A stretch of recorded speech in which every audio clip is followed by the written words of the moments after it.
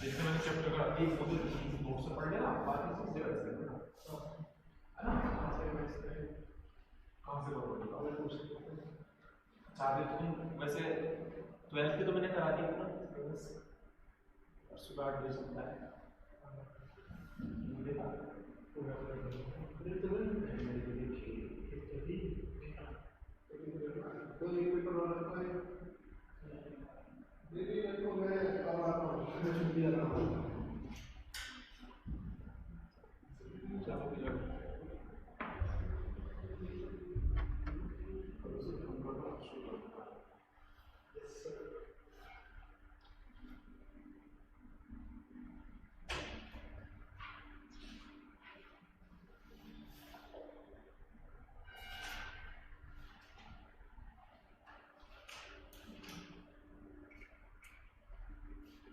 Limitation साथ की जाए, इसके बाद तो हेलो किड्स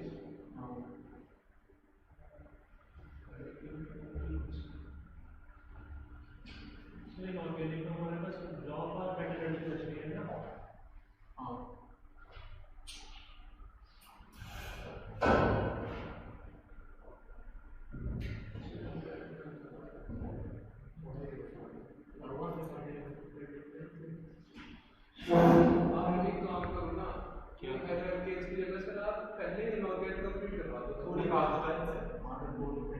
बोर्ड की वजह से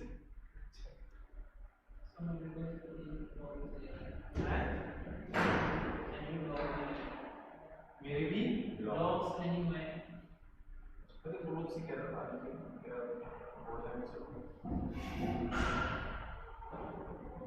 लेकिन आपस में डिस्कस कर बताते हैं नेक्स्ट इसके बाद करते रहता है। चलो कोई इसकी बोर्ड हो जाएगी और फायदा कर लेते तब भाई ऑर्गेनिक हो जाएगी पूरी चलता है।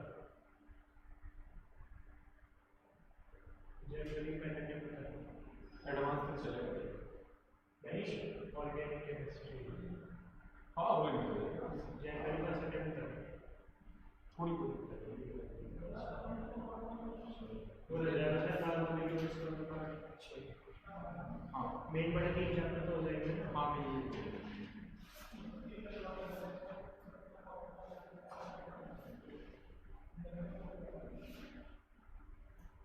limitation of Friedel-Crafts reaction.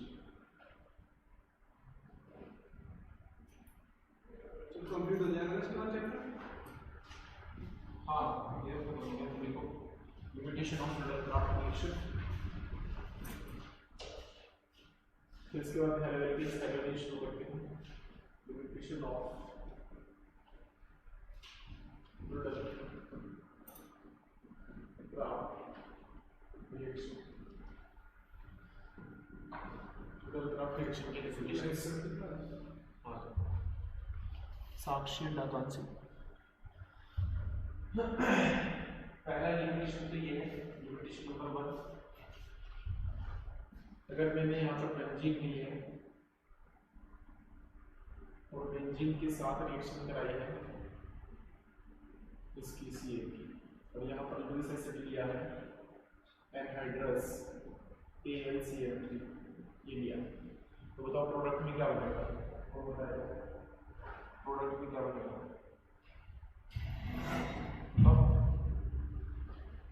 Product में क्या बनेगा sir? Voice is clear not? Sakshi डाकांसी पता प्रोडक्ट में क्या बनेगा? अब 3 स्टेप बताया यार इसमें, ये तो उसमें सोचना मेरे हिसाब से सोचने का टाइम होना नहीं चाहिए।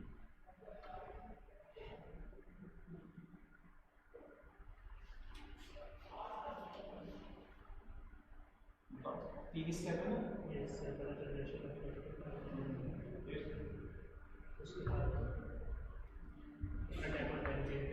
ठीक, फिर उसके बाद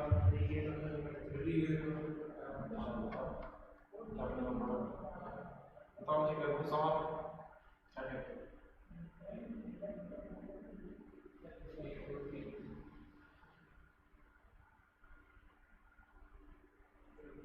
कार्बन नीचे तो बेंजीन पे अटैच हो जाएगा।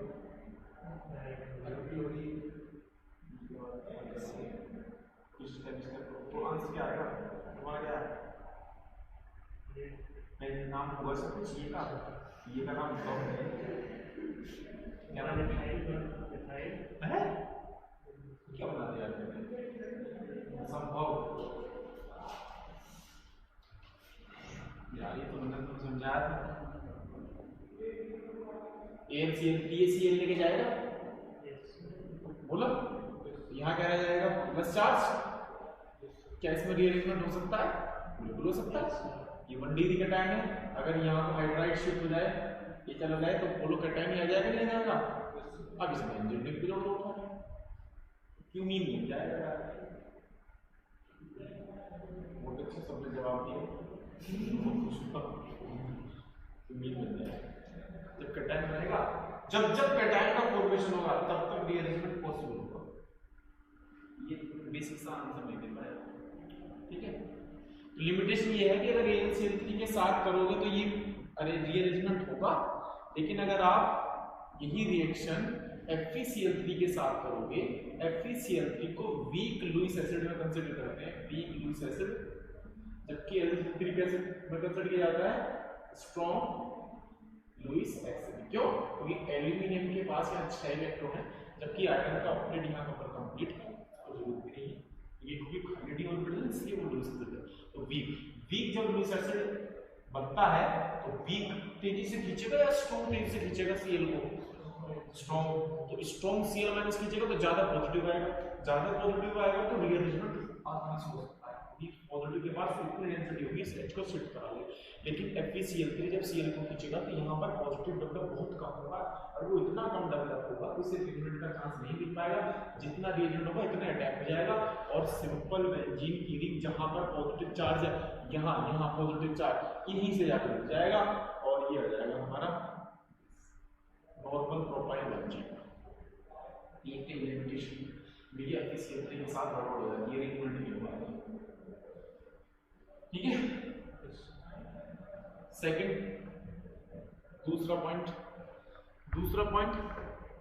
ये है आपने टेम्परेचर हाई कर दिया इफ टेम्परेचर हाई अगर आपने टेम्परेचर हाई कर दिया तब आप AlCl3 लो या फिर FeCl3 लो भैया जब आपने टेम्परेचर हाई कर दिया तब तो रिएक्शन में ये Cl बहुत तेजी से निकलेगा फास्ट हो जाएगी पॉजिटिव चार्ज यहाँ भी पहुंच जाता है यहाँ भी रीअरेंजमेंट पॉसिबल तब दोनों में हमारा क्या पॉसिबल हो जाता है रीअरेंजमेंट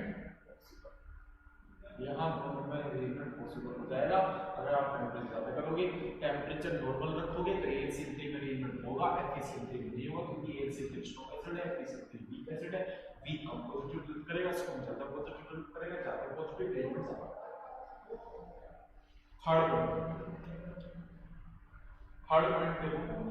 थर्ड पॉइंट या थर्ड पॉइंट बहुत इंपॉर्टेंट है शायद आपने कभी सुना ना हो पहले इससे पहले थर्ड पॉइंट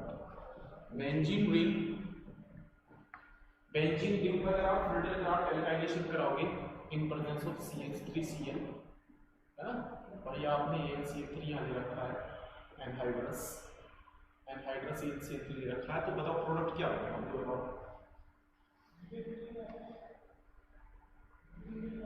बता देना यार पेंट की कसम पर कौन है नहीं पता पेंट मिल जाएगा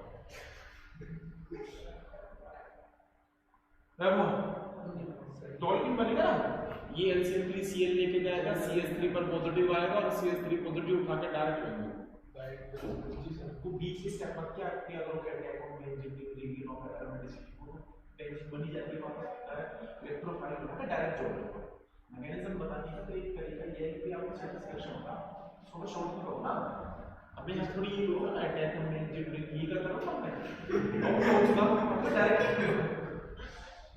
आप डायरेक्ट करो ना ठीक है यस इस क्लास में सब मुझे आता है पढ़ाने ठीक है तो क्या बनेगा ये बताओ मेरे साथ टॉल्किन हो गया अब एक थोड़ी सी दिक्कत आ गई इसमें आप क्या तो मुझे बताओ बेंजीन पर CH3 का अटैक होता रहेगा टॉल्किन बनता रहेगा जब टॉल्किन का एक एप्रिशिएटेड अमाउंट इकट्ठा हो जाएगा अब बताओ CH3 प्लस हाइड्रो कंजुगेशन करता है कि नहीं करता है? तो बोलो ये एक्टिवेटिंग है कि नहीं है? भले ही वीकली एक्टिवेटिंग हो लेकिन एक्टिवेटिंग तो है कि नहीं है? वीकली एक्टिवेटिंग है कि नहीं है? वीकली एक्टिवेटिंग है ना। और weekly activating ortho and para directive होती है होती है। ऑर्थो पैरा में पैरा वाला ज्यादा बनता है क्योंकि ऑर्थो में तो स्टेरिक क्राउडिंग लगेगी ना थोड़ी बहुत, पैरा वाले में तो स्टेरिक क्राउडिंग नहीं, तो पैरा वाला ज्यादा लगता है। अब पढ़ी लेवल में सैटरडे तो देखो जब टोनमिन इकट्ठी होती है इकट्ठी रहेगी, अब फर्दर और आगे रिएक्शन में लगेगी क्या? CH3Cl एनहाइड्रस AlCl3 लेके जाएगा CH3 पॉजिटिव, तुरंत पैरा पर अटैक है ना। अब देखो CH3 पॉजिटिव के सामने एक तो टोल्विन पड़ी है और एक बेंजीन पड़ी है। बताओ CH3 प्लस इलेक्ट्रोफाइल तो लेना पसंद करें? तो टोल्विन पर, क्योंकि अब वो एक्टिवेट है अभी ना। Yes sir. तो अब यानी कि अब आपको ये ना मिलकर क्या मिलना शुरू हो जाएगा? CH3 ये और जब अब इसका एप्रीशिएबल अमाउंट इकट्ठा हो जाएगा तो रिमूवल ज्यादा एक्टिवेट हो गई, क्योंकि अब कितने CH3 लगे हुए हैं? दो।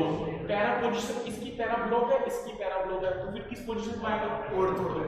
तो CH3 अब कहां पर आना शुरू हो जाएगा? ऑर्थो पर। मान लो मैंने यहां पे है ना, और एक्टिवेट हो गई नहीं? यस। अब इसका ऑर्थो ये है, इसका ऑर्थो ये है, सब पाना शुरू कर देगा। तो इसका मतलब धीरे धीरे धीरे धीरे सारी पोजीशन पाना शुरू कर देगा। बनाने चले थे टोल्विन और बन गया पॉली एल्काइलेशन। हर बार एल्काइलेशन होता है और हम क्या बनाना चाहते थे? तो फ्रेडरिक क्राफ्ट का लिमिटेशन है, बनाना ये चाहते थे, साथ में ये भी बनेगा आपके भले कंपाउंड में बने लेकिन बनेगा। लेकिन जब आपसे पूछा जाएगा तो आप आंसर क्या करेंगे? ये। अब आप आंसर ये करेंगे, वहां कलाकारी मत कर देना इस तरह ये बनेगा वो बनेगा, अपना आंसर ही क्या है। ठीक है, तो इन लोग लिमिटेशंस की बात करेगा तो बोलेंगे भैया कि इसमें एल्काइलेशन कराते वक्त पॉली एल्काइलेशन का खतरा पैदा होता है, तब पॉलीमर्स के प्रोडक्ट होते हैं। तो लिमिटेशन की बात कर रहा हूं ना, third limitation. Fourth limitation, third हो गया फोर्थ एक तो ये है CH2 डबल बॉन्ड CHCl, इसकी रिएक्शन अगर मैं CH3Cl से कराता हूं, हाँ CH3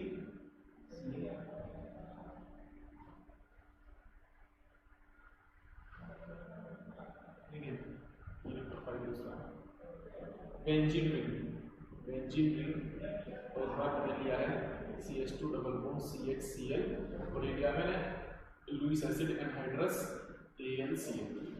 दूसरा इसका प्रोडक्ट क्या होगा? फिर बेंजीन रिंग पर ले लिया मैंने C6H5Cl है ना जी, C6H5Cl फिर AlCl। फायदे में रिएक्शन कैसी होनी चाहिए बताओ?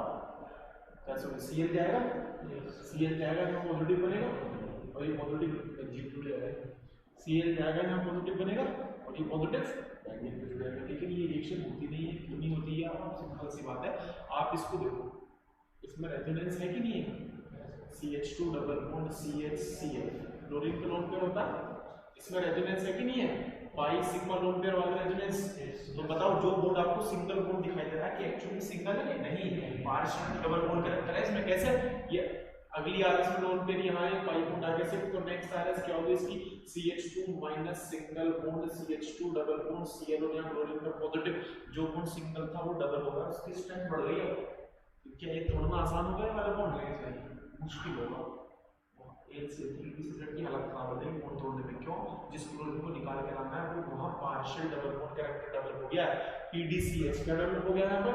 PDCH partial double bond.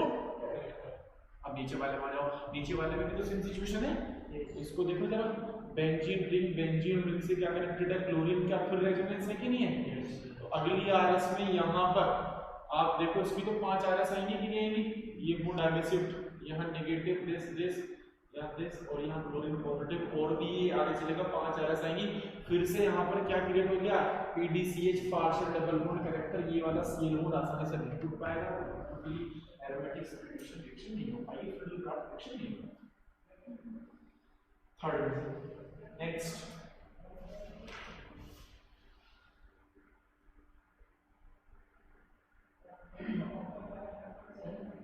जो हमारे वो है और हमारे उसमें आते हैं कार्बन चेन। हाँ हाँ तो सर हमने जैसे इसमें टॉर्बिन बना के CH3 को हमने रिएक्ट जो दोबारा जब उसमें क्लोरीन की उसमें कार्बन चेन की नॉर्मल कार्बन चेन को नॉर्मल सर उससे हमने फर्दर नहीं करवाया नहीं, इसमें भी होगा, लेकिन लिमिटेशन मैंने अलग से बताया ना। मैं एक में बता देता, आप कहते थे क्या बात है, एक में दो लिमिटेशन को साड़ दिया, अलग अलग बताया मैंने, उसमें भी होगा। सही, बिल्कुल सही बोला, उसमें भी होगा, लेकिन एक अलग लिमिटेशन तो अलग लिखवाने पड़ेंगे ना। वो लिमिटेशन हर सब में होगा, मैंने अलग से लिखवाने हैं, होगा सब में। सब में होगा, एक आपने टॉर्बिन का एग्जाम कर दिया। हाँ वो काम कर दिया, पहले वाले में भी होगा, क्यों नहीं, उसमें भी होगा। जी सर, ये हर रिएक्शन होगा, हर रिएक्शन होगा, यही तो लिमिटेशन है, अलग अलग लिखवाना है ना। नेक्स्ट एग्जांपल देखो, अब अगर मैं रिएक्शन कराऊं, ये कितने होंगे लिमिटेशन, 4। रिएक्शन लिख रहा हूं, बेंजीन पॉलीएसाइलेशन की रिएक्शन लिख रहा हूं।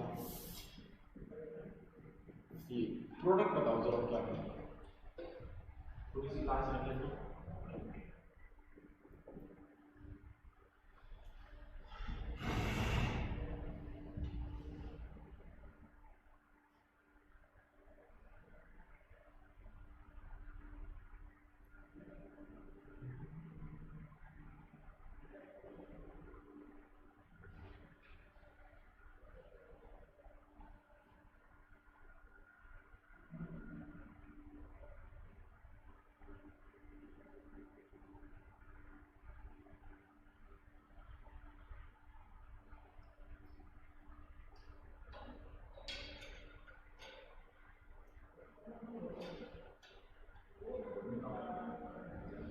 तो यहाँ आपको पता है Cl निकलेगा यहाँ से, तो यहाँ कार्बन को क्या आएगा, पॉजिटिव। तो बताओ ये क्या बना, जो चीज बनी है पहले वो देखो, बेंजीन रिंग बची हुई है हमारी, और जो बना है वो क्या है, कार्बन डबल बॉन्ड, और यहाँ पर प्रोटॉन।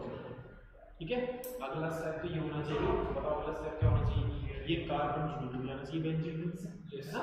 लेकिन होता क्या है एक्चुअल में, जब ये वाला हम देख लेते हैं तो दिक्कत, इसमें दिक्कत क्या है भाई, ये ऐसे भी तो हो सकता है यहाँ रेजोनेंस आ गया कि नहीं आ गया, रेजोनेंस है बिल्कुल है ना। ये लोन पे यहाँ पे रेजोनेंस हो जाए, और रेजोनेंस कुछ इस तरीके से हो, सी ट्रिपल बॉन्ड ओ पर कौन सा चार्ज, ओ पर कौन सा चार्ज आएगा, प्लस। ठीक है, ओ पर चार्ज आएगा प्लस, यहां से ना ये निकल जाए, ये तो पीछे क्या रह जाएगा, पॉजिटिव। यहाँ से कार्बन मोनोऑक्साइड गैस निकल सकती है, और पीछे कौन सा कैटायन रहेगा, ये CO gas, carbon monoxide gas यहाँ से निकल जाएगी। अच्छा कोई गैस निकल रही है तो ये तुरंत बाहर निकालेगा, कैटायन कौन सा बन रहा है, 3 डिग्री कार्बो कैटायन, जो स्टेबल कार्बो कैटायन है या लेस स्टेबल है, बहुत ज्यादा ऐसा तभी करेंगे 3 डिग्री कार्बो कैटायन पीछे छूट रहा हो एसाइलेशन में, और कार्बन मोनोऑक्साइड गैस बाहर निकले, ऐसा तभी हो जब पीछे 3 डिग्री। अब बताओ, अब ये बेंजीन रिंग पर अटैक कर देगा, और बेंजीन रिंग पर अटैक करने के बाद बताओ क्या बनेगा, ये बनेगा नहीं बनेगा, बेंजीन रिंग पर अटैक करते हैं भाई, इसको उठा के बेंजीन से छोड़ दिया, और इस पे अपना 3 डिग्री ये हो गया। लेकिन आप मुझे बताओ, ये क्या है, 3 प्लस आई ग्रुप लगे हुए, प्लस आई, तो इसने रिंग को एक्टिवेट कर दिया नहीं कर दिया, और रिंग एक्टिवेट होती है, बताओ। अब फर्दर जब ये आए रिएक्शन होगी, फर्दर अभी आ रहा है, अब हमारे पास ये अब फर्दर रिएक्शन हो रही है, ये वाला स्टेप हो गया, बात खत्म हो गई। अब एक स्टेप तो यह है, कार्बन मोनोऑक्साइड गैस यहाँ से बाहर निकले, वो तो हो चुका है। अब बताओ रिंग एक्टिवेट हो चुकी है, रिंग एक्टिवेट हो चुकी है, तो ये सीधा है ना भाई। आप ये देखो, एक चीज देखो, यहाँ पर बेंजीन थी, बेंजीन कैसा, बेंजीन न्यूक्लियोफाइल है, बताओ बेंजीन अच्छा न्यूक्लियोफाइल है या ये अच्छा न्यूक्लियोफाइल बनेगा, ये एक्टिवेट हो गया ना, तो ये क्या है, strong nucleophile with respect to benzene. अब बेंजीन ने क्या काम करा, बेंजीन ने क्योंकि 3 डिग्री कार्बन कैटायन है, यहाँ से CO गैस को निकलने का मौका दे दिया, क्योंकि ये न्यूक्लियोफाइल कैसा है, वीक, अटैक नहीं कर पाई, इतने CO निकल गए बाहर।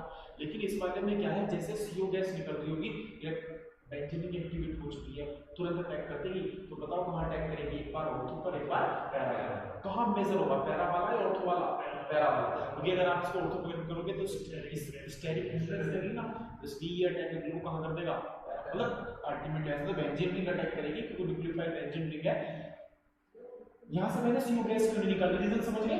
CO गैस निकलने से पहले ये बेंजीन रिंग कार्बन पर अटैक कर देगी।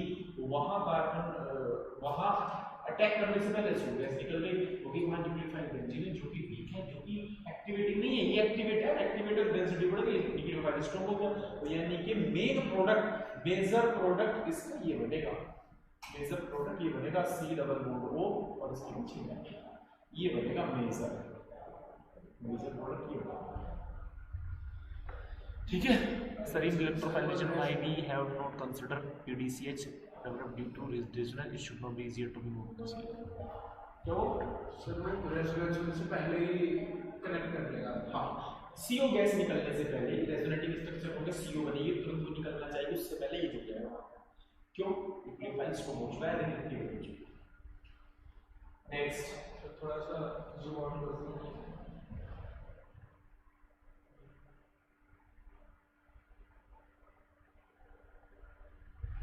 नेक्स्ट क्या है, नेक्स्ट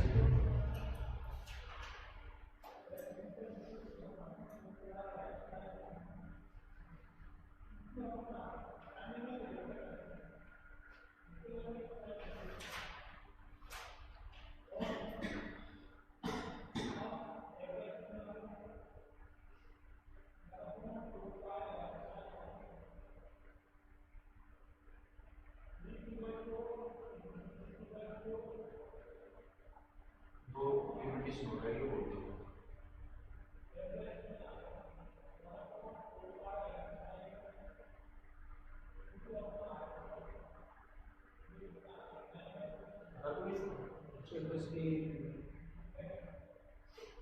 कितनी होगी, 5 2 हो जाएगा, 6 7 हो जाएगा।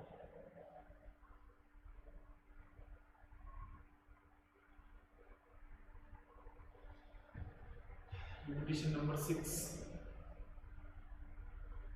नोट करते रहो ना। 6 लिमिटेशन, एक तो माइनस M ग्रुप एंड एक स्ट्रॉन्ग माइनस I ग्रुप, ये वाली, ये भैया प्रिडल क्राफ्ट रिएक्शन शो करेंगे, प्रिडल क्राफ्ट रिएक्शन शो करेंगे। प्रिडल क्राफ्ट रिएक्शन की बात कर रहा हूँ, उसमें दोनों आ जाती हैं, प्रिडल क्राफ्ट एल्काइलेशन वाली भी और प्रिडल क्राफ्ट एसिडेशन। रीजन समझ गए? बताओ क्यों, बताओ क्यों? माइनस है और स्ट्रॉन्ग माइनस है। जैसे कि बेंजीन रिंग पर मैंने अगर NO2 लगा दिया, NO2 ग्रुप कैसा है, माइनस M वाला, इस पर मैंने लिया है CH3Cl और साथ में लिया है एनहाइड्रस AlCl3, ये ऐसे बाहर निकालेगा, CH3 प्लस बनेगा, ये बनकर तैयार होगा हमारा इलेक्ट्रोफाइल। एक इलेक्ट्रोफाइल ऑर्थो पैरा पर जाएगा, भैया इसने तो डेंसिटी खींच ली था, माइनस M की, माइनस M को स्ट्रॉन्ग इफेक्ट है, तो क्या भी इलेक्ट्रोफाइल्स पे जा पाएगा? नहीं होगी, माइनस M जो इन जुड़ा हो और ये स्ट्रॉन्ग माइनस I जुड़ा हो तो रिएक्शन नहीं होगी। स्ट्रॉन्ग माइनस I का मतलब क्या है, जैसे कि बात question strong minus I जोड़ोगे CH3, देख लो भैया स्ट्रॉन्ग माइनस I है कि नहीं है, 3 फ्लोरीन का माइनस I है, स्ट्रॉन्ग माइनस I है, तो ये रिएक्शन होगी क्या?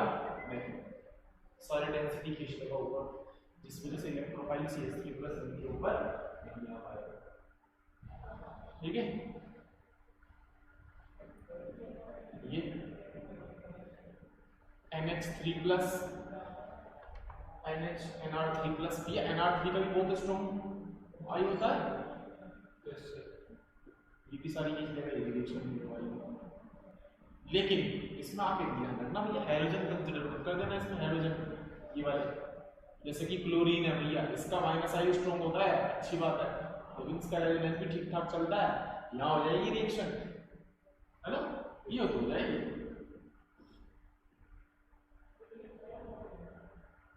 ये तो रिएक्शन हो जाएगी, एक तो इसमें ध्यान रखना और एक NO में ध्यान रखना। NO का भी माइनस, NO में माइनस M होता है, देखो ये रहा नाइट्रस ऑक्साइड, इसमें माइनस M है कि नहीं है, लेकिन इसमें भी हो जाती है रिएक्शन, बस ये दो ध्यान रखना, हाइड्रोजन वाला और नाइट्रस वाला, इसमें भी हो जाती है, इन दोनों हो जाएगी है कि बाकी में अगर माइनस एम लगा हो या स्ट्रॉन्ग माइनस आई हो उनमें रिएक्शन नहीं होगी फ्लूइड क्राफ्ट, क्योंकि वो पेंटिंग से सारे डेंसिटी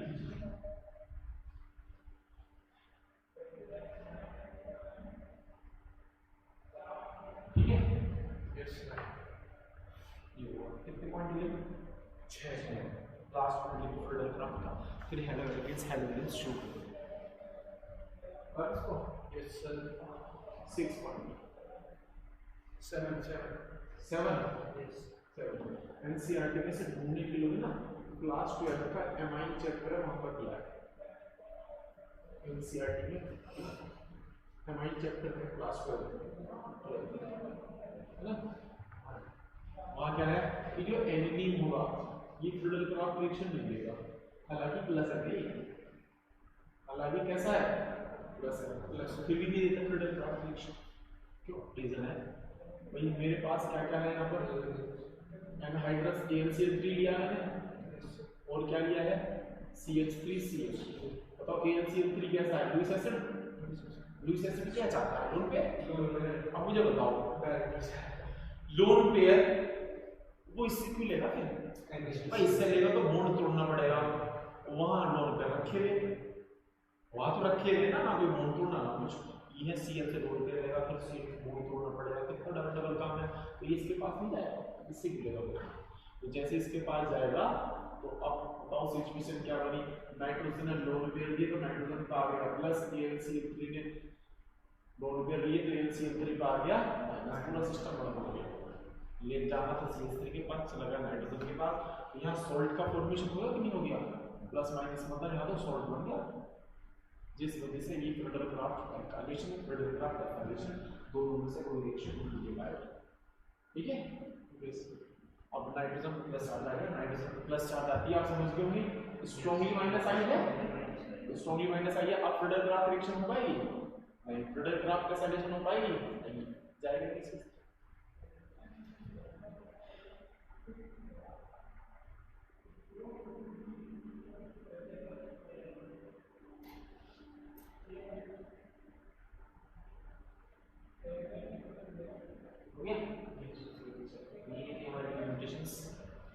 तो अब हम शुरू करते हैं क्या, halo alkanes and halo arenes lecture 1 लिखा है। हेलो एल्केन्स एंड वेरी शुरू डन इसको। यस स्टार्टिंग में कुछ इंट्रोडक्शन होगा जो बहुत आसान होगा, उसको मैं बहुत तेज लगाऊंगा, फिर बाद में जहाँ मुश्किल चीज़ें हैं वहाँ से भी लिखवाना शुरू होगा। इंट्रोडक्शन तो बहुत आसान, इंट्रोडक्शन शुरू करते हैं। मैं इंट्रोडक्शन भी लिखवाऊंगी, लिखा के बच्चों को लिखवाते हैं नर्सरी बच्चों वो भी करवा सकता हूँ, तभी टैलेंट है नर्सरी में पढ़ रहा हूँ। इंट्रोडक्शन लिखते हैं।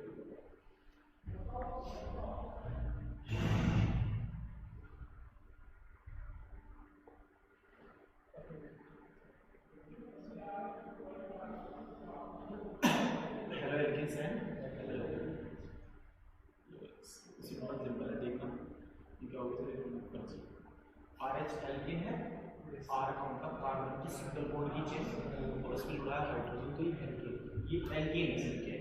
ठीक है। अब एल्केन में क्या करना है, क्या रहा कि तुम बता सकते हो इसका नाम? मैंने बता दिया वो तो मैंने बता दिया क्या है एल्केन।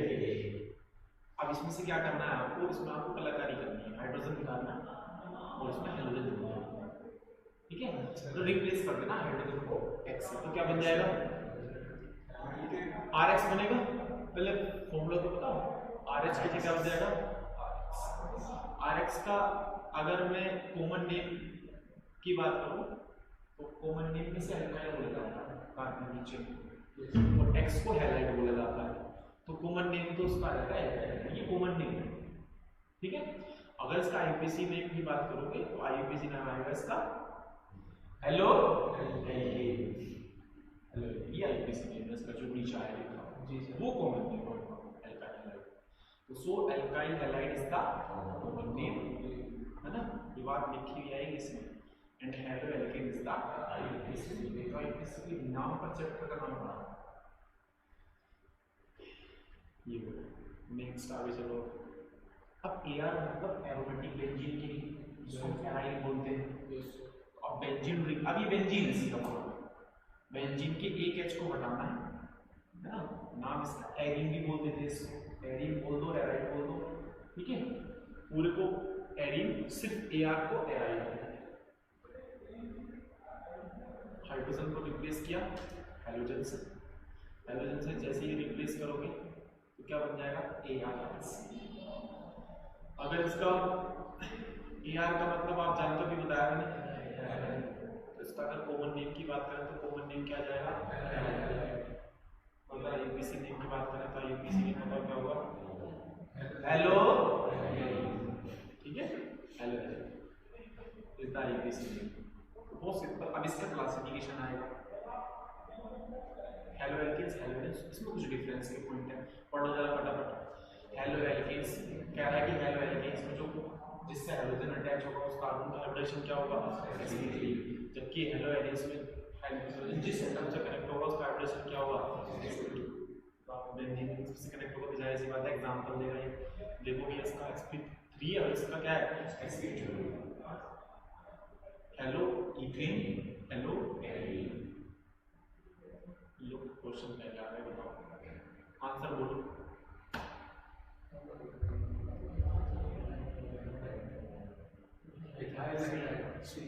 अमित कुमार, वॉइस में सी आंसर आएगा।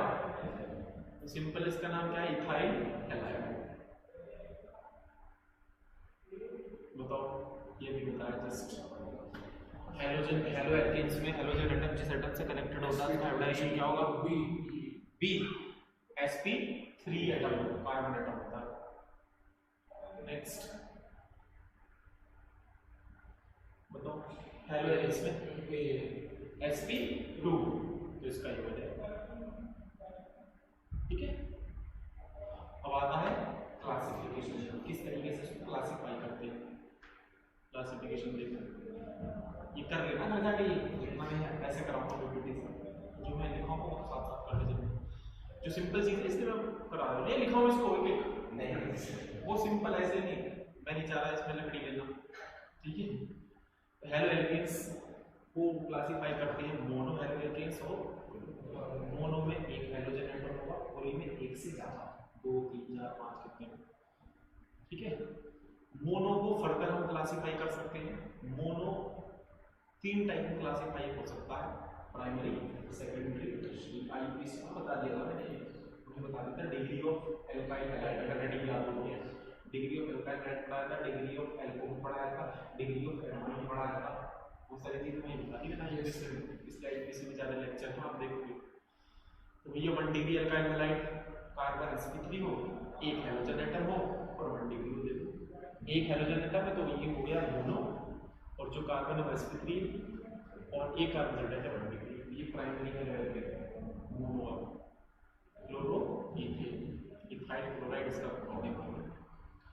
सेकेंडरी एल्काइल हैलाइड, एक हेलोजन एटम होगा, कार्बन 2 कार्बन से अटैच होगा, तो ये सेकेंडरी, ठीक है ना। सिंपल चीजें हैं, इसमें नाम आपको पता है। आईयूपीसी का, आईयूपीसी पे ज्यादा फोकस करना, कॉमन नेम ज्यादा नहीं पूछा जाता।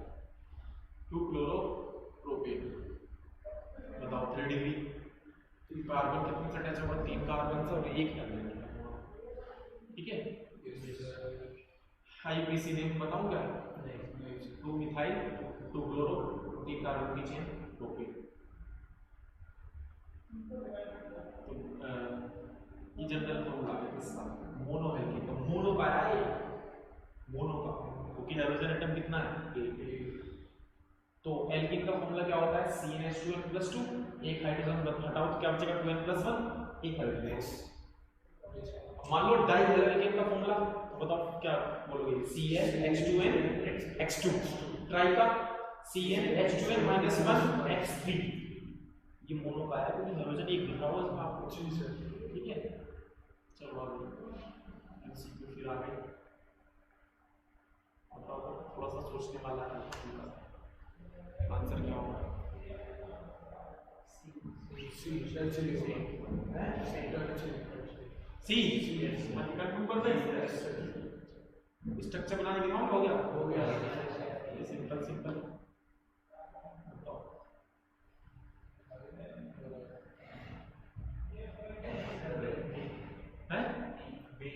ठीक। जी सर।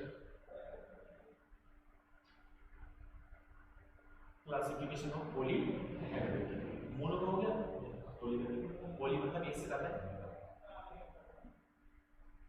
तो पॉली में भी कई टाइप के हो सकते हैं। पॉली में डाई हो सकता है, ट्राई हो सकता है, टेट्रा हो सकता है, पेंटा हो सकता है, हेक्सा हो सकता है एंड सो ऑन। जितने हो बना दीजिए। जी सर। ठीक है, लेकिन टेट्रा तो क्या है, 3 तक काम चल जाता है। अब डाई हेलो एल्केन में देखो, डाई हेलो एल्केन मतलब कितने हेलोजन एटम होंगे? 2। ठीक है जी सर। अब डाई को भी फर्दर क्लासिफाई आप कर सकते हैं, है ना। डाई को जेमिनल विसिनल में क्लासिफाई करते हैं। नहीं बताया जेमिनल विसिनल, तो ये सब पड़ी हुई चीज आ रही है, तो मुझे भी लगेगा हमारा जेमिनल है। बताओ जेमिनल क्या होता है, विसिनल क्या होता है? जेमिनल के साथ साथ एक ही कार्बन पर तो जब 2 हेलोजन एक से अटैच हो तो वो कहलाता है जेमिनल। जैसे कि आप ये जेमिनल है, एक ही कार्बन पर 2 क्लोरीन है एक जैसे, ये जेमिनल एक खड़ी होकर सेम कार्बन। और जब आईपीसीएन हो गया, जब एक जैसे हेलोजन 2 एडजेसेंट कार्बन पर अटैच हो तब वो क्या कहलाता है, रेजिस्टेंट। ये भी बात हमारी हो चुकी है। ठीक है, तो आप देखोगे हेलो एल्केन्स हेलोजेंस बहुत जल्दी हो जाएगा, वो जल्दी कवर करेंगे क्योंकि ऑप्टिकल आइसोमेरिज्म भी हो चुका है इसका, वो एनसीईआरटी में इसलिए दिया, वो सारी रिएक्शन हो चुकी है, बहुत जल्दी हो जाएगा। हमारा हाइड्रोकार्बन में टाइम लगा है, जीओसी में टाइम लगा है, उसका बेनिफिट होगा क्योंकि बहुत सारी चीज़ें भी यहाँ की कवर की। ट्राई हेलो एल्केन देखो, ट्राई हेलो एल्केन में इसका वैसे कॉमन नेम क्लोरोफॉर्म है। क्लोरोफॉर्म मुझे दिखा तो माल लाते हैं, स्वाद नहीं कर डालते हैं एक चीज करके। एक तो दिन हाउसफुल 4 में है शायद, कोई देखना तो मूवी है कोई, उसमें शायद है सर बहुत में है, वो दिखाते हैं क्लोरोफॉर्म की चीज ही और घुमा पे झलकता है, उसमें लिखा है क्लोरोफॉर्म, देखना में कितने हेलोजन हो गए? 4। CCl4 बहुत फेमस सॉल्वेंट है, नॉन CCl4, है ना। तो ये हमारा अब एमसीक्यू आ गया। बताओ जेमिनल क्या होगा? जो जेमिनल होता है ना, जेमिनल उसका कॉमन नेम ये भी होता है इथाइलिडीन डाइक्लोराइड, इथाइलिडीन। जो विसिनल होगा उसका नाम होगा इथाइलिन डाइक्लोराइड, जेमिनल का इथाइलिडीन, ये कॉमन नेम है। ठीक है, उसका आ जाएगा इथाइलिडीन डाइक्लोराइड। याद रखना, बेबी को जी में हो सकता है, ऐसा आएगा नहीं, ये कॉमन नेम बहुत कम आता है। विसिनल का इथाइलिन डाइक्लोराइड।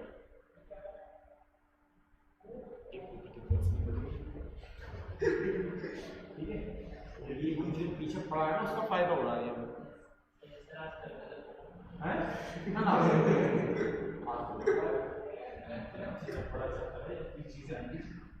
जब सिंपल चीज चलनी इंट्रोडक्शन है, एनसीईआरटी पढ़ोगे तो एनसीईआरटी पढ़ना जाके एनसीईआरटी के 1, 2 या 3 पेज पढ़ने वही है।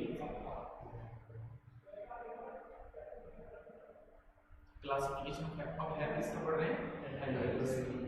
हेलोजेंस मतलब बेंजीन की रिंग, तो नंबर ऑफ हेलोजन एटम के हिसाब से है पहले शायद मोनो वही पॉली, है ना।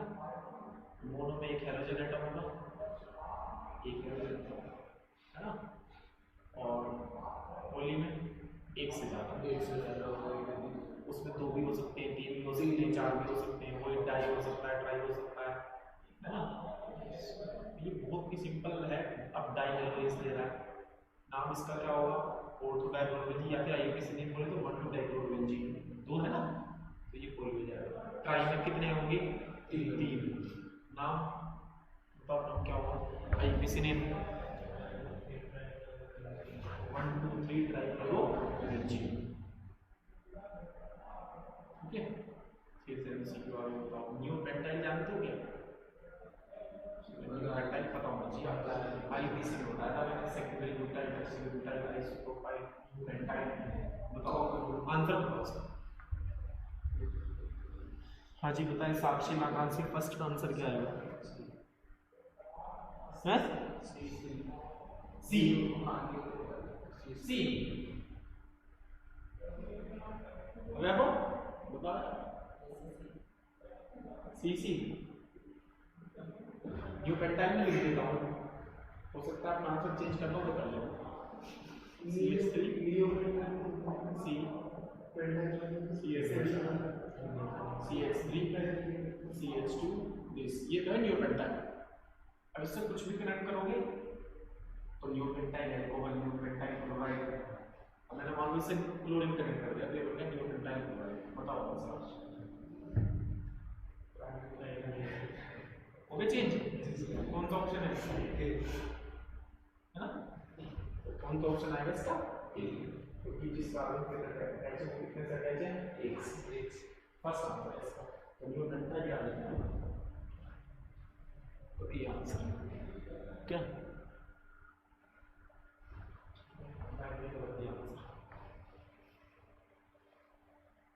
बताओ किसका फॉर्मूला है?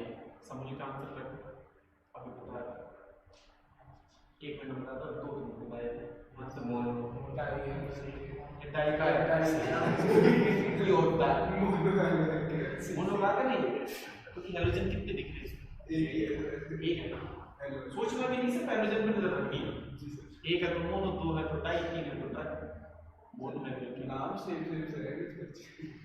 बताओ यार ये क्या है? विसिनल है जेमिनल है? ये क्वेश्चन प्रैक्टिस के लिए आगे जो चीज पढ़ा है बीच में मेंशन नहीं है, तब कर दिया 1 2 3 ट्राइक्लोरोबेंजीन है ना? जी आया था ना? 1 2 3 ट्राइक्लोरोबेंजीन क्लासिफिकेशन ऑफ मोनो हैलोजन जो अभी आपने स्टार्ट पढ़ा था उसको क्लासिफिकेशन दूसरे तरीके से किया जा रहा है। एल्काइलिक और बेंजाइलिक के हिसाब से किया जाएगा। देखो मोनो को दोबारा करेंगे, अब हाइब्रिडाइजेशन के हिसाब से क्लासिफाई करेंगे। हाइब्रिडाइजेशन के हिसाब से किसका हाइब्रिडाइजेशन? हैलोजन जिस कार्बन जुड़ा है उसके हाइब्रिडेशन के हिसाब से क्लासिफाई करना है। हैलोजन ऐसे कार्बन जुड़ा है जिसका हाइब्रिडेशन sp3, हैलोजन ऐसे कार्बन जुड़ा है जिसका हाइब्रिडेशन sp2, हैलोजन ऐसे कार्बन जुड़ा है जिसका हाइब्रिडेशन sp। इसके हिसाब से क्लासिफाई करना है। देखते हैं इसमें क्या क्लासिफिकेशन है। इसमें भी होगा, इसमें अलग होगा, इसमें अलग होगा। चलो देखते हैं। तो बेस्ड ऑन हाइब्रिडाइजेशन और जिस पे वो अटैच है, तो पहला हमने क्या लिखा? sp3 carbon. sp3 कार्बन में देखो क्या होगा, हैलोजन कनेक्टेड होगा तो भैया वो 1 डिग्री भी हो सकता है, 2 डिग्री भी हो सकता है और 3 डिग्री भी हो सकता है। कैसे? sp3 कार्बन जिससे हैलोजन अटैच होगा, अगर मैं इसके एग्जांपल लिखना चाहूं मैं इसका एग्जांपल ही लिख रहा हूं, बताना CH3 CH2 Cl। बताओ इस कार्बन का हाइब्रिडेशन क्या है? sp3। और ये कार्बन कितने डिग्री का है? 1 डिग्री का। तो ये sp3 के अंडर में आएगा। Second CH3 CH Cl CH3। बताओ इस कार्बन का हाइब्रिडेशन क्या है? sp3 कितने डिग्री का है? 2 डिग्री। ये भी इसी के अंडर में आएगा। इसमें देखो CH3 CH3 CH3 Cl, इसका हाइब्रिडेशन क्या है? sp3 कितने डिग्री का है? 3 डिग्री। ये भी इसके अंडर में। कुल मिलाकर sp3 कार्बन में 3 हो सकते हैं, 1 डिग्री 2 डिग्री 3 डिग्री, कितने sp3 है। ठीक है, ये वो next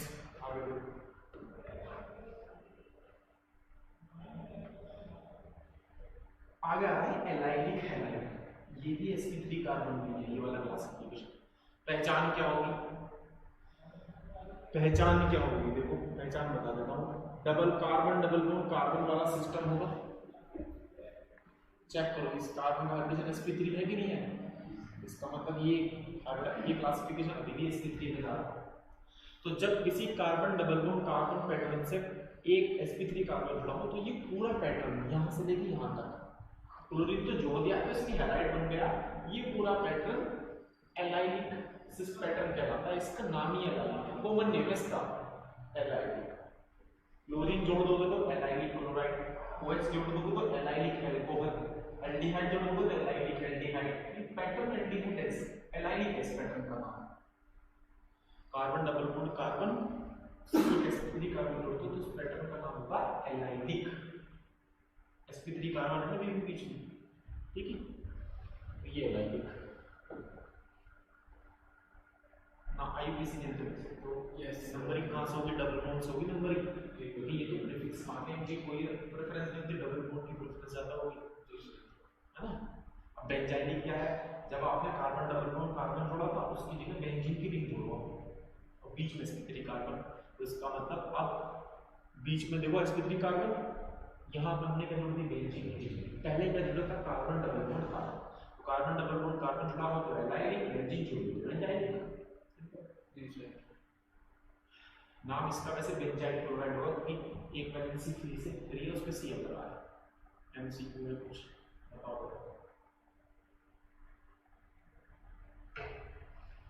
in which of the following compound halogen is attached to sp3 hybridization carbon? बताओ, एक तो बेंजाइल क्लोराइड है, एक एल्काइल क्लोराइड है, एक एल्काइल क्लोराइड है, एक पे आंसर सात। श्रेय क्या बताया?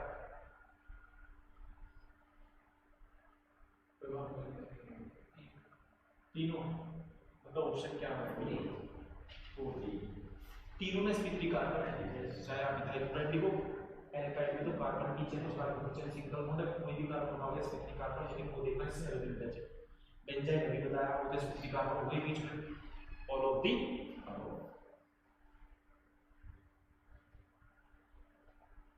बताओ यार, ये भी देखना बाकी रह जाएगा। इसका आंसर बोलो है बी sp3 कार्बन, ठीक है, सिंपल है। हाइड्रोजन दिख रहा है आपने। अब कौन सा क्लासिफिकेशन है? हाइड्रोजन ऐसे कार्बन एटम से जुड़ा है जिसका हाइड्रोजन क्या है sp2। वहां दो आए थे, वो याद रखना बस, एलाइलिक और बेंजाइलिक। यहां भी दो आएंगे, यहां आएंगे दो, एक विनाइलिक और एक एराइलिक, एक विनाइलिक और एक एराइलिक। विनाइलिक को विनाइल भी बोल सकते हैं, एराइलिक को एराइल भी बोल सकते हैं। सिंपल है, वही डबल बॉन्ड बेंजीन वाला सिस्टम है। पिछली बार हमने क्या कहा था, डबल बॉन्ड के बीच में एक sp3 कार्बन फिर हेलोजन। अब वो sp3 कार्बन हटाते बीच से और हेलोजन को डायरेक्ट sp2 कार्बन से जोड़ते, ये पैटर्न बन जाएगा विनाइलिक या फिर विनाइल क्लोराइड, ठीक है। बीच में से sp3 कार्बन हटा दिया, तो बताओ एराइल हैलाइड क्या होगा आपका? डायरेक्ट बेंजीन से जुड़ेगा क्लोरीन, बीच से sp3 कार्बन गायब हो गया, है ना। तो ये एराइलिक देखो, ये एराइलिक क्लोरोबेंजीन एराइलिक सिस्टम नाम क्लोरोबेंजीन, वैसे इसको एराइल क्लोराइड भी बोल सकते हैं। अब ऐसा कार्बन जिसका हाइड्रोजन क्या है sp, यानी ट्रिपल बॉन्ड हो गया तो सिंपल क्लोरीन ऐसे कार्बन से जुड़ा जिसका हाइड्रोजन क्या हो sp, ट्रिपल बॉन्ड तो दिख जाएगा। तो चार पैटर्न हुए हमारी, ये चारों पैटर्न याद रखना, एलाइलिक बेंजाइलिक, बीच में sp3 कार्बन होता है, carbon double bond carbon benzene. फिर दूसरा vinylic and arylic, direct sp2 carbon, no sp3 carbon, hydrogen direct sp2 से जुड़ेंगे, चाहे वो कार्बन डबल बॉन्ड कार्बन हो चाहे वो बेंजीन, वो डायरेक्ट कनेक्शन। ये तो सिंपल है, ट्रिपल बॉन्ड से डायरेक्ट जुड़ा हुआ, इसमें तो सोचने की।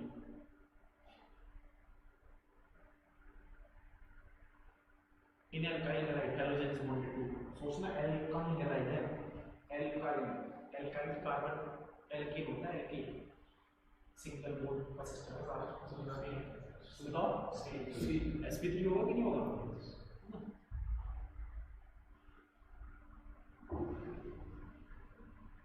बताओ किसका एग्जांपल है, बीच में sp3 कार्बन है,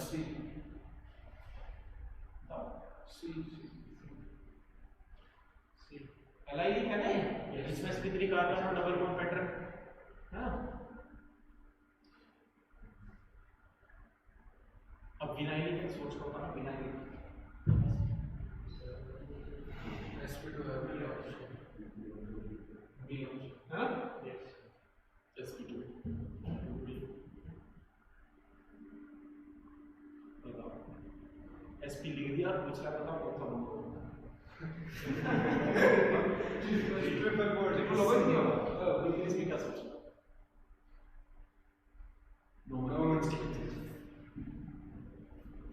मैं आसान तो नहीं दूंगा ना, आसान तो तुम कर ही लोगे। मान लो अगर मैं इसका नाम पूछूं, है ना, तो ये मतलब ये बेइज्जती है, इसका नाम ये मैं बेइज्जती कर रहा हूँ इसका नाम, बताओ इसका नाम ब्रोमो की, ये बेइज्जती वाली क्वेश्चन ले रहा हूँ। कॉमन है और इंपॉर्टेंट है, कॉमन नेम इंपॉर्टेंट, वैसे कॉमन नेम छोटे छोटे कंपाउंड तो काफी सकते हैं, मिथाइल ब्रोमाइड, कॉमन नेम नहीं पूछे जाते कभी, एक ठीक सा क्वेश्चन है इसमें, उसमें तुम्हारे दिमाग की चुल्ले गिरेगी, तो वो बताओ जरा इसका इक्वेशन क्या होगा। हालांकि है सिंपल ही है, अगर मेरी आईयूपीएसी तुम्हारे याद होगी तो आप बता सकते हो। जो ऑनलाइन वाले हो उनको नहीं दिखाई दे रहा है, तो उसकी स्ट्रक्चर साइड में देख लेते हो। जो ऑनलाइन वाले हैं तो ये ऑनलाइन वालों को क्वेश्चन यहाँ दिखाई दे रहा हो तो ये क्वेश्चन है, इसका आईयूपीएसी ने बताना क्या हो।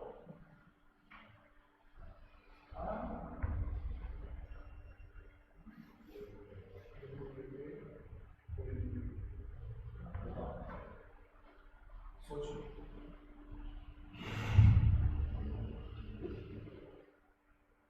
सोचिए क्या हो सकता है, मतलब क्या हो सकता है। Bromo methane benzene, bromo methane benzene, bromo methyl benzene दोनों लिख लेते हैं उस शेप का शेप में क्या होता है, ब्रोमो मिथाइल बेंजीन। ये साथ तुमने भी बताया ब्रोमो मिथाइल बेंजीन, बराबर तुम बता दो या तो इसके मोड लगा और दूसरा ऑनलाइन देख लेते हैं। ऑनलाइन क्या आ रहा है, ब्रोमो, कृष्ण ने जवाब दिया है 1 ब्रोमो मिथाइल बेंजीन, साक्षी ने दिया ब्रोमो मिथाइल बेंजीन। तुम बताओ ये है क्या कुछ चेंज करना चाहते हो? ये गलत है, ये 1 2 3 4 यार ये गलत हो गया।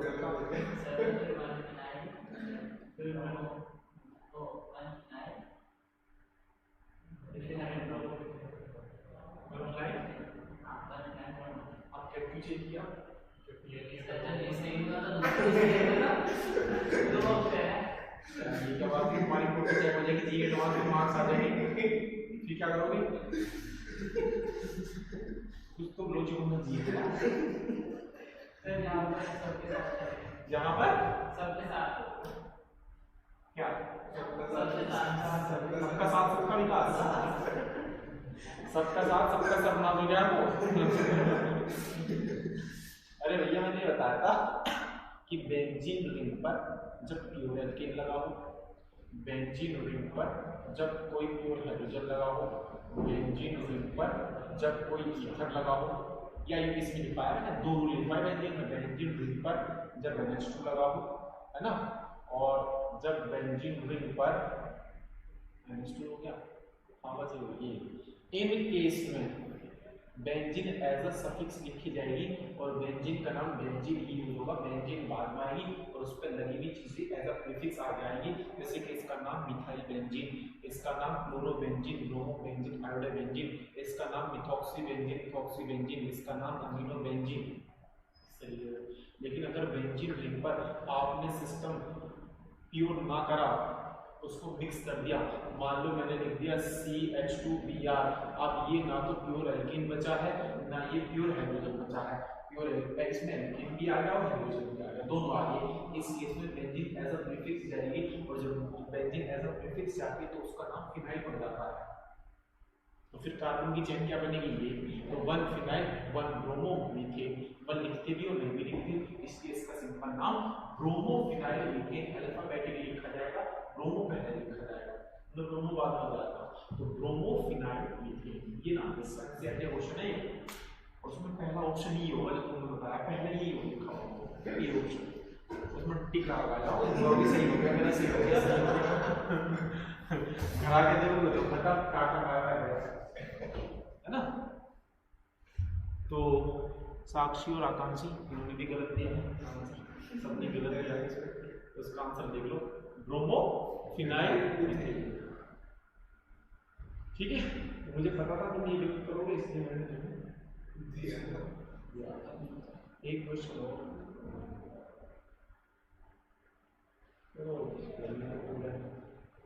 कोई सबसे सवाल आना मतलब कर लोगे इसमें तो फंसते तो मैंने बताया ये सेकंड भी खत्म नहीं आना थर्ड देखो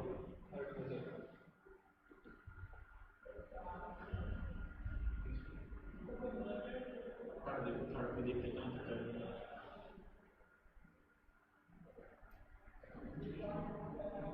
nature of carbon hydrogen bond, carbon hydrogen bond की नेचर के बारे में बात करें तो सिंपल है, कार्बन और हेलोजन जब दोनों आपस में कनेक्टेड होंगे तो हेलोजन की इलेक्ट्रोनेगेटिव पूरी सबसे ज्यादा होगी, कार्बन से भी ज्यादा होगी, कार्बन से ज्यादा होगी तो हेलोजन इलेक्ट्रॉन अपनी तरफ पुल करेगा, कौन सा चार्ज लेकर आएगा, पार्शियल नेगेटिव, कार्बन पर कौन सा आएगा, पार्शियल पॉजिटिव, मतलब कार्बन हेलोजन का बॉन्ड कैसा हो चुका है, पोलर हो गया है ना, ये पोलर हो गया। There are some more relation we have discussed in that level, कुछ और पॉइंट्स हो रहे हैं इसमें और देख लेते हैं। इतना पता चल गया कि एल्काइल हैलाइड कार्बन हेलोजन का बॉन्ड कैसा होता है, पोलर, इतना आपको पता होना चाहिए। एनसीईआरटी में हेडिंग में देखते जाएंगे नेचर ऑफ सीएस बॉन्ड। और क्या चीज याद रखनी है, bond strength is directly proportional to bond length, या तो आपको पता होगा बॉन्ड जितना बड़ा होगा उतनी आसानी से टूट जाएगा और जितना छोटा होगा उतनी मुश्किल से टूटेगा, इसलिए बॉन्ड स्ट्रेंथ और बॉन्ड लेंथ का इनवर्स रिलेशन ये पहले बताया था आपने नहीं, bond length is directly proportional to atomic size, ये भी इसी पे ही है, एटम जितने बड़े साइज का होगा बॉन्ड लेंथ उतनी ज्यादा होगी, है ना, ये भी हम पढ़ चुके हैं। जैसे कि अगर मैं बात करूं कार्बन फ्लोरीन से कार्बन आयोडीन की तरफ जब मैं आऊंगा, carbon fluorine, carbon bromine, carbon fluorine, carbon iodine, तो सबसे ज्यादा बॉन्ड लेंथ किस में दिखाई देगी आपको, कार्बन और आयोडीन, आयोडीन बड़े साइज का ना, इसका न्यूक्लियस और कार्बन का न्यूक्लियस होगा तो डिस्टेंस ज्यादा है कि बॉन्ड लेंथ ज्यादा है। एक तो ये पॉइंट है नेचर ऑफ सीएफ की बॉन्ड लेंथ आपको पता होनी चाहिए, सीएफ और सीआई में किसकी ज्यादा है और किसकी कम है, सीए की आती है, सिंपल सी बात है, आयोडीन बड़े साइज का। जी सर।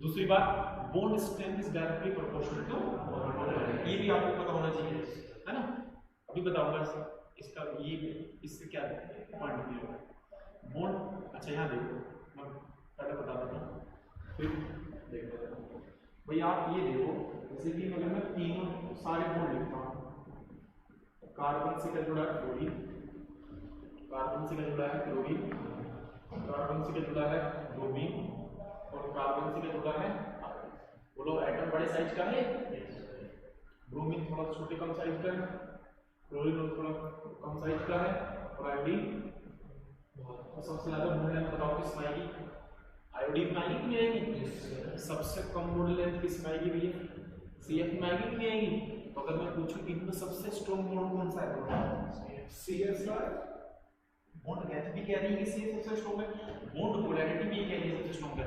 बताओ एफ की इलेक्ट्रोनेगेटिविटी सबसे ज्यादा, तो ज्यादा नेगेटिव ज्यादा पॉजिटिव, थोड़ा नेगेटिविटी घटी, कम नेगेटिव कम पॉजिटिव और नेगेटिविटी घटी और कम पॉजिटिव और कम नेगेटिव और घटी नेगेटिविटी और कम नेगेटिव और कम, चार्ज का साइज कम कर देगा। तो बताओ प्लस माइनस जब डेवलप होगा तो एक एक्स्ट्रा फोर्स ऑफ अट्रैक्शन आ जाएगा क्या जाएगा, जो इन एटम को पास लाकर बॉन्ड लेंथ कम करेगा, बॉन्ड की स्ट्रेंथ बढ़ाएगा।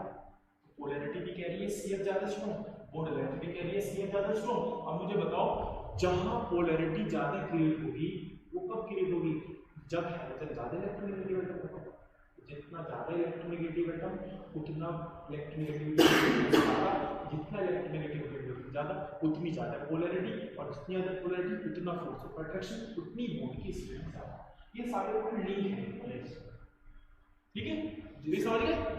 अब जितनी बुक मैंने बोली वो लिख के आई, पढ़ के बताना कि समझ आया कि नहीं आया। मैं आगे बढ़ा रहा हूँ, 4-5 पॉइंट है, पढ़ के बताओ ये समझ आया कि नहीं आया। 2 पॉइंट है, पढ़ के बताओ, जो भी बताया वही लिखा हुआ है, दोनों पॉइंट समझ आया कि नहीं आया। पहला पॉइंट क्या है, bond polarity directly electronegativity difference, जितना डिफरेंस ज्यादा उतना पोलैरिटी ग्रेड होगी। फिर कह रहा electronegative difference directly proportional to electronegative, भैया जिस हेलोजन की ज्यादा इलेक्ट्रोनेगेटिव वही तो डिफरेंस ज्यादा है, सीएफ में डिफरेंस ज्यादा है तो फ्लोरीन की इलेक्ट्रोनेगेटिव ज्यादा है, सीआई में डिफरेंस कम आएगा तो आयोडीन की इलेक्ट्रोनेगेटिविटी कम। दोनों पॉइंट है सकता है। नेक्स्ट और पॉइंट, तो मुझे बताओ कौन सा बॉन्ड सबसे पहले टूट जाएगा, आयोडीन वाला या फ्लोरीन क्यों नहीं गया, बहुत रिएक्टेड होगी उसकी रिएक्शन, वो रिएक्शन वहीं से आएगी, तो क्लोरीन से ब्रोमीन लेंगे और क्लोरीन से आयोडीन, सबसे फास्ट रिएक्शन कौन सा बॉन्ड जल्दी टूट जाएगा, आयोडीन वाला, तो सबसे फास्ट रिएक्शन कौन करेंगे, आयोडीन। ये रिएक्टिविटी का ऑर्डर दिया हुआ है कि सबसे ज्यादा आर की रिएक्शन होगी और सबसे स्लो जो भी होगी आरसीएल की। आरएफ की रिएक्शन बहुत वायलेंट बहुत फास्ट होती है ना, उसका रीजन अलग होता है, भाई होनी तो चाहिए आरएफ की फास्ट, और बॉन्ड लेंथ सबसे क्या है ज्यादा, लेकिन मैं बोल रहा हूँ कि नहीं आरएफ बहुत फास्ट होती है, उसके रीजन अलग है कुछ, है ना। वो हम हाइड्रोजन चक्र में बताऊंगा, या सर मैंने बताया केमिकल बॉन्डिंग बताया, 3 रीजन काम करते हैं। हाइड्रेशन बताया हुआ, इलेक्ट्रिक को गेन एंथैल्पी बताया हुआ, लिक्विड को 3 रीजन बताया। जैसे अल्टीमेटली फ्लोरीन का सबसे ज्यादा, इसमें एक में क्लोरीन का ज्यादा था, 2 में क्लोरीन का, है ना, ये मैंने बताया है। तो चलो डायगोनल मोमेंट कंपैरिजन करते हैं। देखो ये टेबल आपके सामने है, हालांकि इस टेबल को मैं ना भी लिखूं तो भी आप समझ जाओगे। तो पहले इस टेबल को हटा के मैं कुछ चीज समझाऊंगा, फिर ये टेबल आप बना लेना। डायपोल मोमेंट कंपेयर करना, बॉन्ड लेंथ कंपेयर कर दी हमने। अच्छा, बॉन्ड लेंथ कंपेयर कर दी तो बॉन्ड स्ट्रेंथ भी ऑटोमेटिकली कंपेयर होगी।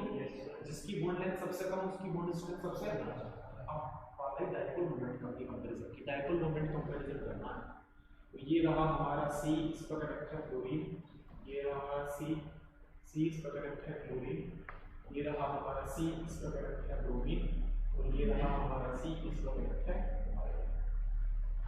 ज्यादा नेगेटिव ज्यादा पॉजिटिव, कम नेगेटिव कम पॉजिटिव, और कम नेगेटिव और कम पॉजिटिव, बहुत कम नेगेटिव बहुत कम पॉजिटिव। डायपोल मोमेंट का फॉर्मूला बताओ क्या होता है? U = Q × D। बताओ सबसे ज्यादा बॉन्ड लेंथ किस में है? हैं? CI में सबसे ज्यादा बॉन्ड लेंथ है। तुम बताओ D क्या है? दो चार्ज के बीच की डिस्टेंस मतलब बॉन्ड लेंथ। यहाँ D क्या दिखा रहा है? बॉन्ड लेंथ तो दिखा रहा है। तो जिसकी बॉन्ड लेंथ ज्यादा होगी उसका डायपोल मोमेंट क्या होना चाहिए? ज्यादा। तो अगर मैं बॉन्ड लेंथ के हिसाब से बात करूं तो डायपोल मोमेंट का ऑर्डर ये होगा कि सबसे ज्यादा डायपोल मोमेंट होगा CI का, फिर उसके बाद डायपोल मोमेंट होगा CF सबसे कम। लेकिन अगर मैं चार्ज की बात करूं तो बताओ चार्ज सबसे ज्यादा कहां डेवलप हुआ है? CF। तो अगर मैं चार्ज के हिसाब से देखूं तो जिस पे चार्ज ज्यादा उसका डायपोल मोमेंट ज्यादा। तो चार्ज के हिसाब को देखें तो CF का डायपोल मोमेंट सबसे ज्यादा होना चाहिए। बॉन्ड लेंथ की बात करें तो CF का डायपोल मोमेंट सबसे ज्यादा होना चाहिए। तो फिर हम कैसे डिसाइड करें? दोनों चार्ज को डोमिनेट करना। चार्ज बताया कि नहीं? यस सर, केमिकल बॉन्डिंग है। चार्ज शायद ये बता भी दिया मैंने, पता है चार्ज को डोमिनेट कराते हैं। सिर्फ दो का कंपैरिजन करते हो, बॉन्ड लेंथ को डोमिनेट कराना इन दो, इन दो में सिर्फ आपको बॉन्ड लेंथ का डोमिनेट करवाना है, बाकी हर जगह क्या डोमिनेट होगा? चार्ज। इन दोनों में बॉन्ड लेंथ डोमिनेट करेगा तो डायपोल मोमेंट किसका जाएगा? CCl का, फिर उसके बाद CF का, फिर आप चार्ज डोमिनेट कराओ। इसमें से चार्ज फ्लोरीन में जाता है तो फ्लोरीन का जाता है, फिर ब्रोमीन आयोडीन में ब्रोमीन में चार्ज आता है तो ये डायपोल मोमेंट होगा। तो सबसे ज्यादा CCl का डायपोल मोमेंट है, शायद केमिकल बॉन्डिंग में बता दिया है ना। तो देखो टेबल वही आ रही है, ये सामने टेबल देखो। CCl का डायपोल मोमेंट कितना है? 1.86 होगा किसी को ये ना, वैल्यू नहीं याद रखनी, वो जो ट्रेंड है वो याद रखना। ठीक है, अभी कुछ MCQ है तो बताओ। पोलर अभी तो बताया पोलर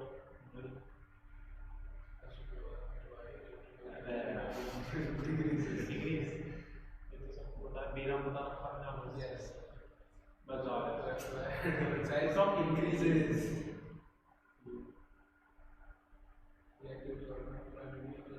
कौन सा ऑप्शन है? C नहीं A है सर, D तो आएगा। नहीं इसको देख लीजिए, पढ़ जी से, ठीक है। क्लोरीन ब्रोमीन अभी मेथड्स ऑफ इसे रहने दो, आप हम यहाँ से लिखने का काम शुरू करेंगे कंसेप्ट, ठीक है जी सर। तो आप हाइड डाल के छोड़ देना सोल्वेंट पढ़ूंगा पहले, फिर हम लिखेंगे। तो यहाँ से लिखने का काम शुरू होगा, तो कल यहाँ से लिखना शुरू करें। तो मेरे ध्यान याद दिला देना कि सर आपको सोल्वेंट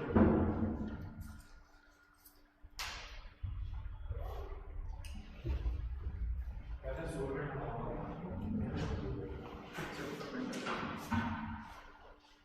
सही सब नहीं रहेगा, सेल्फ रहेगा।